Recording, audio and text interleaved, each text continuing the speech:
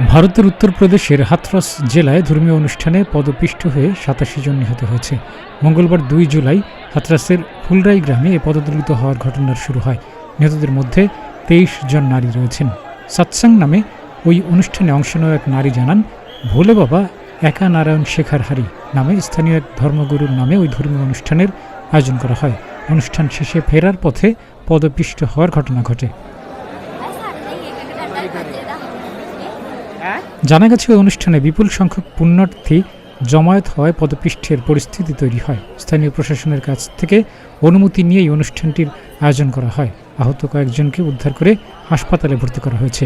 Police জানিয়েছে, প্রার্থনা সভায় একসঙ্গে অনেক মানুষ জমায়েত হয়েছিল। কী কারণে তাড়াহুড়ো শুরু হয় তা জানার চেষ্টা চলছে। মৃত্যুর সংখ্যা আরও বাড়তে পারে। উত্তরপ্রদেশের মুখ্যমন্ত্রী যোগী আদিত্যনাথ একটি তদন্ত কমিটি গঠনের নির্দেশ দিয়েছেন। আগ্রা পুলিশের অতিরিক্ত মহাপরিচালকের নেতৃত্বে তদন্ত কমিটি তদন্ত করবে। এ ঘটনায় পুলিশের ভূমিকা নিয়েও ক্ষোভের কথা জানা গেছে। অনুষ্ঠান আয়োজকদের বিরুদ্ধে মামলা করার কথা জানিয়েছে কর্তৃপক্ষ। পদপিষ্টের এ ঘটনায় শোক জানিয়েছেন ভারতের প্রধানমন্ত্রী নরেন্দ্র মোদী এবং রাষ্ট্রপতি দ্রৌপদী মুর্মু। মৃতদের প্রতি পরিবারকে ২ লাখ রুপি এবং আহতদের ৫০,০০০ রুপি করে ক্ষতিপূরণ দেওয়ার ঘোষণা দেওয়া হয়েছে। ডেস্ক রিপোর্ট, প্রতিদিনের বাংলাদেশ।